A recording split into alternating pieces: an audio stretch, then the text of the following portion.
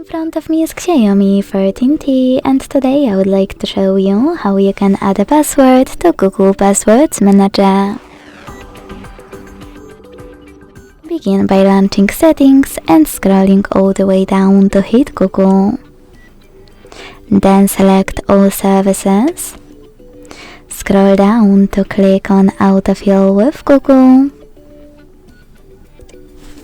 And click on Google Password Manager. Now it's time to tap on Add Password here and input all of those informations. At the top, select any website or click on Select App and tap on the chosen one. Then enter your username, email or phone number, password, and even take some helpful notes. When you finished, hit Save at the top right corner.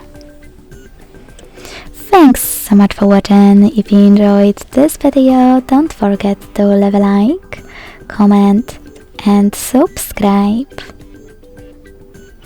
Bye!